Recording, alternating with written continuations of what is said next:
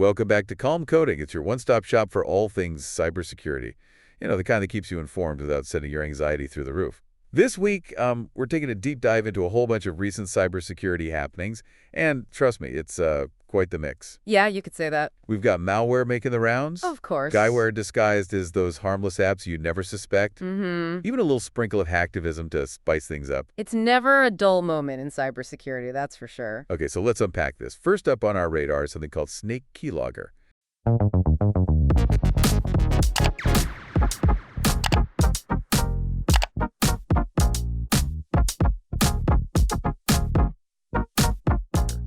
And let me tell you, the name is pretty spot on given how sneaky this malware is.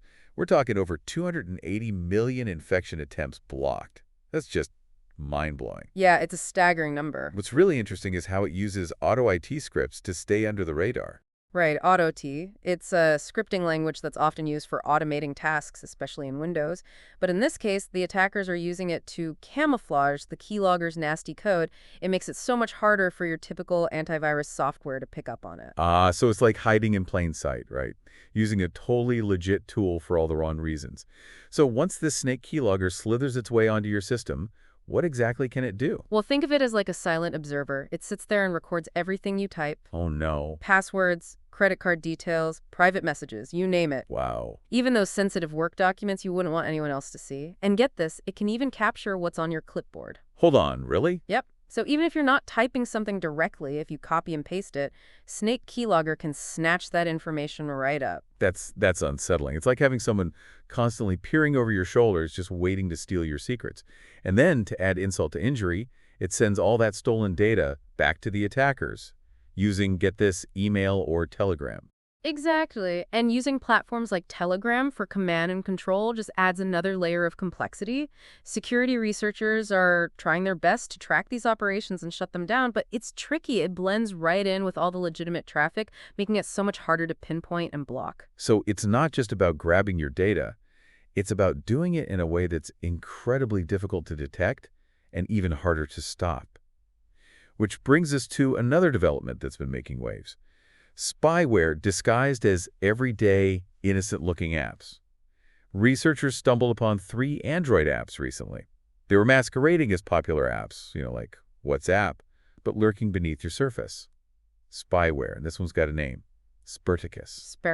That one's a bit of a worry, actually. It's not content with just data theft. This thing can hijack your phone's microphone and camera. No way. Oh, yeah, it can record audio and video without you ever knowing. That's straight out of a spy movie. Right. But this is happening in real life. So how do we protect ourselves from these malicious apps? I mean, they sound so innocent at first glance. Well, the good news is official app stores like Google Play, they have some pretty robust security checks in place. They're actively weeding out malicious apps like these. The real danger zone is when you start downloading apps from those shady third-party sources. Okay, right. You know those unofficial app stores? I do. They often cut corners when it comes to security. Not enough checks, which makes them a breeding ground for malware. So sticking to the official app stores is our best bet, right? Absolutely. I think this is a good reminder for all of us to be extra cautious about where we're getting our apps. Okay, let's switch gears a bit. Let's talk ransomware. It seems healthcare organizations are right in the crosshairs of a new strain. They're calling it NailaoLocker.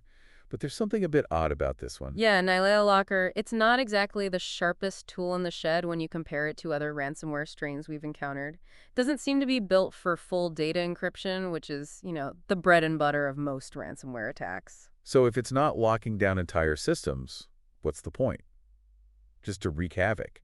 Some experts think it might be a clever diversion tactic. Imagine this. The IT teams are scrambling, right? They think they're dealing with a full-blown ransomware attack. But meanwhile, the attackers are using that chaos as a cover. Oh, wow. They're quietly slipping in and stealing sensitive patient data. Or maybe they're launching a more targeted attack on a specific part of the network. That's devious, using ransomware as a smokescreen for even more malicious activities. And why healthcare specifically? Well, think about it. Hospitals, healthcare providers, they're sitting on a gold mine of valuable data. True. Patient medical records, financial information, and they're under immense pressure to keep everything running smoothly, so they might be more inclined to pay a ransom quickly to get their critical systems back online. So they're seen as vulnerable targets, both because of the data they hold and the urgency of their operations. It's a reminder that attackers often target organizations when they're most vulnerable. And speaking of vulnerable, let's talk about Microsoft Outlook. A platform many of us use every single day for work, for communication. Well, guess what? It's under attack too. Oh yeah, there's a new malware making the rounds. They're calling it Final Draft, and it uses a pretty ingenious method of draft emails. Draft emails. How can attackers exploit something like that? It's all about stealth and persistence. Final Draft injects malicious code into those harmless-looking draft emails, hiding it within seemingly normal content, and then it uses something called Microsoft Graph API. Microsoft Graph API. Yeah, it's a powerful tool for accessing and managing various Microsoft services, and the malware uses it to communicate with the attackers, receive commands, all that. So they're hijacking a legitimate Outlook feature to create a backdoor into your system. That's pretty clever. In a very nefarious way. Can you tell me a bit more about this Microsoft Graph API? I'm not familiar with it. Sure, it's basically a set of tools that developers use to interact with all sorts of Microsoft services. Outlook, OneDrive, you name it. Even Azure Active Directory. It has a lot of legitimate uses, but in this case, the attackers are twisting it to their advantage. They're using it to remotely control the Final Draft malware, giving them persistent access to your device, your data, everything. So it's not just about sending malicious emails. It's about gaining a foothold within your system and potentially spreading to other devices, other networks. What can users do to protect themselves from this kind of attack? Awareness is key. Be super vigilant about any unusual activity in your Outlook account. Even in your drafts folder, if you see a draft you didn't create or one with weird content, delete it immediately. Makes sense. Also, multi-factor authentication. Get that set up on your Microsoft account. It adds an extra layer of security, making it way harder for attackers to get in. Good advice. Speaking of attackers getting creative, we're also seeing a rise in the use of platforms like Telegram. Not just for communication anymore, they're using it to spread malware and control infected devices. Yeah, researchers uncovered a new backdoor malware recently. It's built with Golang, a programming language known for its efficiency and how well it works across different platforms. Okay, I'm listening. What's interesting is that this malware uses Telegram as its command and control center. It blends right in with all the normal Telegram traffic. So it's practically invisible. Pretty much. Security tools have a tough time detecting and blocking it because it looks like any other Telegram communication. They're weaponizing a popular messaging platform. That's a scary thought. Why Golang, though? What makes that language so attractive for malware developers? Golang is all about speed, efficiency. It can compile code for different operating systems without breaking a sweat. So for attackers, it's perfect for creating malware that's fast, compact, and can run on pretty much any device without needing modifications. So they're making more versatile, harder to detect malware. Exactly. It's a never-ending game of cat and mouse. The attackers find new tools, new techniques. We find new ways to defend. Speaking of exploiting vulnerabilities, let's move on to the world of hacktivism. A pro-Russian hacker group calling themselves No Name 057 has been making headlines. They've been launching a series of DDoS attacks. DDoS. Distributed denial of service attacks. And their targets are Italian banks and airports. Interesting. Seems like these attacks are in direct retaliation for comments made by the Italian president, specifically regarding the ongoing conflict between Russia and Ukraine. I see. It's a stark reminder that cyber attacks can be driven by geopolitical tensions. They can be used as weapons to disrupt critical infrastructure and services. Absolutely. So it's not always about financial gain. It can be about making a political statement. Causing disruption is a form of protest or retaliation. Right. And DDoS attacks, those could be incredibly disruptive. Oh, for sure. A DDoS attack basically floods a target server with so much traffic it overwhelms it completely, making it inaccessible to legitimate users. So imagine a bank online services going down, or an airport systems getting completely disrupted. Yeah, the impact can be huge, both in terms of financial losses and public safety. It really highlights just how vulnerable our digital infrastructure is, how easily it can be disrupted. These attacks also raise questions about the nature of hacktivism itself. Are we seeing a shift from things like website defacement and online protests to more aggressive tactics aimed at causing real-world disruption? It's a concerning trend. As these hacktivist groups become more sophisticated and their tools become more powerful, the potential for damage increases. Yeah. We might be heading towards a future where DDoS attacks are just the tip of the iceberg. Hacktivists could potentially target even more critical infrastructure, power grids, transportation systems, healthcare facilities. That's a sobering thought. It's a reminder that cybersecurity is about more than just protecting data. It's about safeguarding the very systems and services that keep our modern society functioning. Okay, we've covered a lot of ground already. Sneaky keyloggers, invasive spyware, ransomware is a diversion tactic, even weaponizing platforms like Telegram. It's clear the threat landscape is constantly evolving, and the attackers are becoming more sophisticated all the time. It's a lot to take in, for sure. But the main takeaway is that awareness is our best defense. The more we understand about these threats, the better prepared we are to protect ourselves. I completely agree. Knowledge is power, especially when it comes to cybersecurity. So let's shift gears for a moment and talk about something a bit positive. It turns out that even big-name venture capital firms, the ones you'd think would have top-notch security, aren't immune to attacks. Insight Partners, a firm that manages billions of dollars, recently disclosed a data breach. Oh, wow. And this one, it was a sophisticated social engineering attack. It just goes to show that even with all the fancy security technologies in place, human vulnerabilities are still a major weak point. Right, cybersecurity isn't just about firewalls and antivirus software. It's about people, it's about processes, and it's about awareness. Attackers often target the human element using manipulation and deception to bypass even the most robust security measures. Exactly. In this case, they probably used a mix of phishing emails, spoofed websites, maybe even phone calls. Anything to trick someone within Insight Partners into giving up sensitive information or giving them access to their systems. It's the classic social engineering playbook, circumventing even the tightest security controls. This really highlights how important security awareness training is for employees at all levels of an organization. Absolutely. Employees need to be trained to spot those suspicious emails, phone calls, websites. They need to understand why strong passwords and multi-factor authentication are so important. And they need to know how to report any suspicious activity to their IT security teams. Speaking of organizations that you'd think would have their security locked down tight, we have a pretty unsettling story about defense contractors.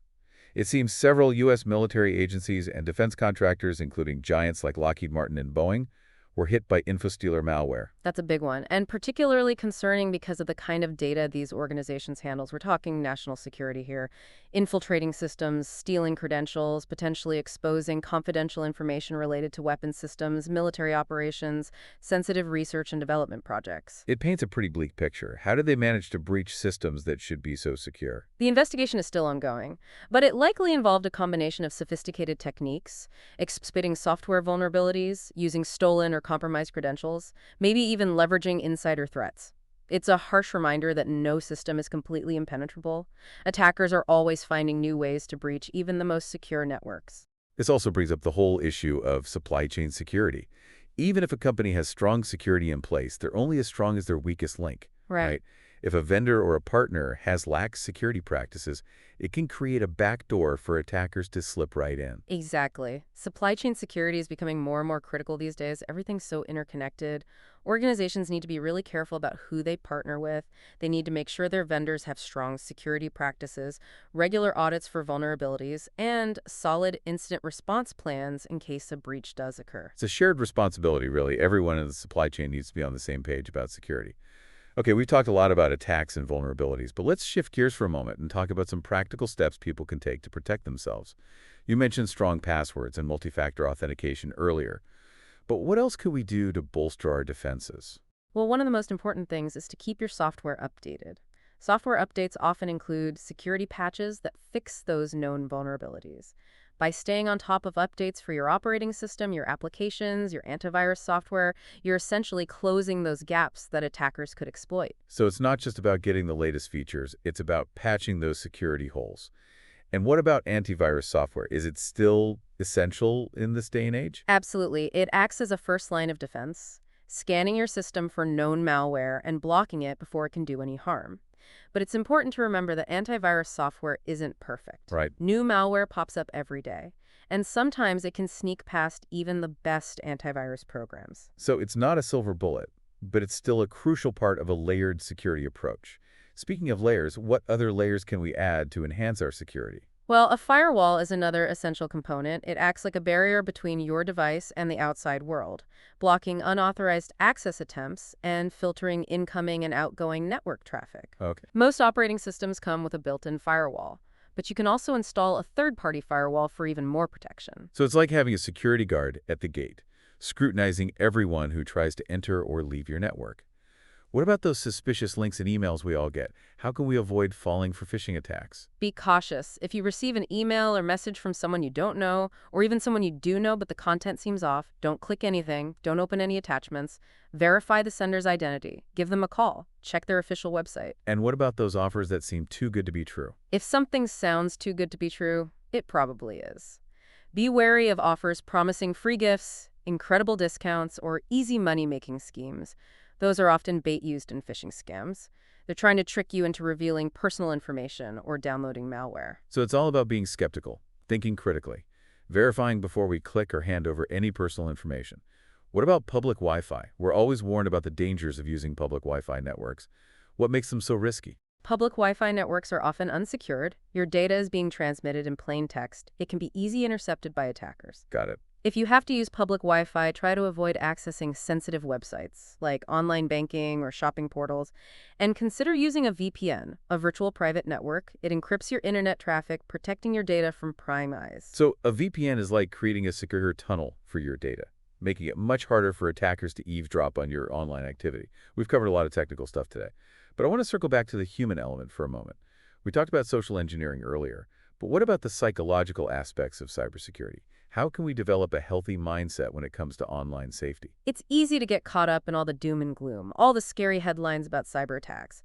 But we're not powerless. By taking proactive steps to protect ourselves, we can significantly reduce our risk. It's about finding that balance between vigilance and paranoia. Right, it's not about living in fear of cyber attacks, but it's about being aware of the risks and taking sensible precautions. Exactly. It's about developing good cyber hygiene habits, just like we develop good personal hygiene habits to stay healthy. Consistency is key. Make those security practices a part of your daily routine. It'll become second nature. So it's not about being a cybersecurity expert. It's about being cyber aware and making those security practices part of our everyday lives. You got it. And remember, even if you do everything right, there's always a chance that something could slip through. That's why it's also important to have a plan in place, what to do if you do become a victim of a cyber attack. That's a good point. We often focus on prevention. But what about remediation? What should people do if they think they've been compromised? First step, isolate the affected device, disconnect it from the internet, any other networks. You want to prevent the attack from spreading. Okay. Then change your passwords for any accounts that might have been compromised. And what about reporting the incident? Who should people contact? If you think you've been a victim of identity theft, report it to the authorities. In the U.S., that's the Federal Trade Commission, the FTC. If your financial accounts have been compromised, contact your bank or credit card company immediately. You should also report it to your internet service provider, your ISP, and any relevant online service providers where the breach might have occurred. So, taking swift action to contain the damage and mitigate the impact.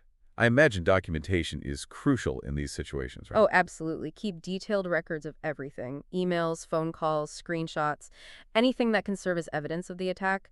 This documentation can be really helpful for law enforcement, your financial institution, anyone involved in the investigation and recovery process. It sounds like dealing with a cyber attack can be a real headache, but having a plan in place can certainly make things a bit less stressful. For sure, it's about being prepared, not panicked. And remember, cybersecurity is an ongoing journey, not a destination. The threats are constantly changing, and we need to adapt our defenses accordingly. So true. It's not about achieving perfect security. It's about continuously improving our security posture and reducing our risk. And a key part of that continuous improvement is staying informed. That's why resources like this podcast, reputable security blogs, and industry newsletters are so valuable. They provide insights into emerging threats, best practices, practical tips. They're like our cybersecurity compass, guiding us through this ever-changing landscape. Exactly. And don't underestimate the power of community. Connect with other cybersecurity professionals. Attend industry events. Participate in online forums. Sharing knowledge and experiences can be incredibly valuable in staying ahead of the curve. It's about learning from each other, our successes, our failures, collectively raising the bar for cybersecurity awareness and preparedness. Precisely. Now, before we wrap up, I want to touch on something you mentioned earlier about the ethical implications of cyber attacks. I think it's a topic that deserves more attention. I agree. We often focus on the technical side of things, but we can't forget that there's a human element to all of this. Cyber attacks have real-world consequences, affecting people's lives, their livelihoods, even their safety. Absolutely. We need to think about the ethical implications of our actions in the digital world, just like we do in the physical world. It's about using our knowledge and skills responsibly and ethically, not for malicious purposes. It's about being good digital citizens, respecting the privacy and security of others, using technology for good, not for harm. Well said. It's about fostering a culture of cybersecurity awareness and responsibility, where everyone understands the importance of online safety and ethical conduct. So as we navigate this increasingly complex and interconnected digital world, let's remember to be mindful, vigilant, and responsible. Absolutely. And let's keep learning, adapting, and evolving our defenses to stay ahead of the game. That's a fantastic note to end on. Thanks for joining us on this deep dive into the latest cybersecurity news and insights. I hope you found it informative and empowering. And remember, knowledge is power. Stay curious, stay informed, and stay safe out there. Until next time, stay calm and code on. It sounds like dealing with a cyber attack can be a real headache, but having a plan in place can certainly make things a bit less stressful. For sure, it's about being prepared, not panicked. And remember, cybersecurity is an ongoing journey, not a destination. The threats are constantly changing, and we need to adapt our defenses accordingly. So true. It's not about achieving perfect security. It's about continuously improving our security posture and reducing our risk. And a key part of that continuous improvement is staying informed. That's why resources like this podcast, reputable security blogs, and industry newsletters are so valuable. They provide insights into emerging threats, best practices, practical tips. They're like our cybersecurity compass, guiding us through this ever-changing landscape. Exactly. And don't underestimate the power of community. Connect with other cybersecurity professionals. Attend industry events. Participate in online forums. Sharing knowledge and experiences can be incredibly valuable in staying ahead of the curve. It's about learning from each other, our successes, our failures, collectively raising the bar for cybersecurity awareness and preparedness. Precisely.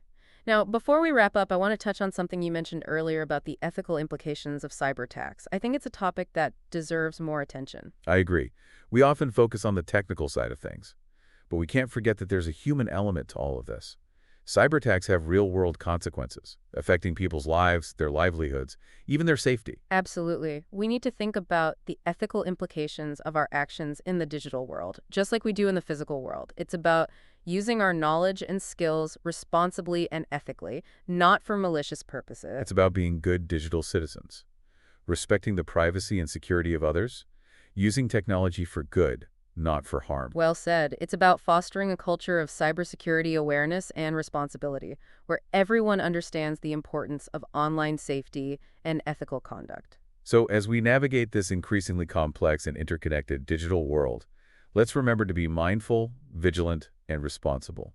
Absolutely. And let's keep learning, adapting, and evolving our defenses to stay ahead of the game. That's a fantastic note to end on. Thanks for joining us on this deep dive into the latest cybersecurity news and insights. I hope you found it informative and empowering. And remember, knowledge is power. Stay curious, stay informed, and stay safe out there. Until next time, stay calm and code on. It sounds like dealing with a cyber attack can be a real headache, but having a plan in place can certainly make things a bit less stressful. Oh, absolutely. It's about being prepared, not panicked. And remember, cybersecurity is a journey, not a destination. Right. The threats are constantly changing, and we need to adapt right along with them. So true. It's not about achieving perfect security, which is probably impossible anyway. It's about constantly improving and reducing our risk. And a big part of that improvement is staying informed. That's why resources like this podcast, reputable security blogs, those industry newsletters you get, those are so valuable. Yeah. They give you those insights into what threats are emerging, best practices, practical tips. They're like our cybersecurity compass, Exactly. guiding us through this crazy landscape. And don't forget about the power of community. Oh, right. Connect with other cybersecurity professionals, go to those industry events, join some online forums, sharing what you know, what you've experienced, that can be so valuable. Yeah. Learning from each other, our successes, our failures, raising the bar for everyone. Exactly. Now, before we wrap up, I want to circle back to something you mentioned earlier, the ethical implications of cyber attacks. I think it's something we need to talk about more. I agree. We often get caught up in the technical stuff, but there's a human side to all of this. For sure. Cyber attacks have real-world consequences for real people. Absolutely. Their lives, their jobs, their safety. We need to think about the ethics of what we do in the digital world, just like we do in the real world, using our skills responsibly, ethically. Being good digital citizens, respecting each other's privacy and security, using technology for good. Well said. Fostering the culture of awareness and responsibility, where everyone gets it.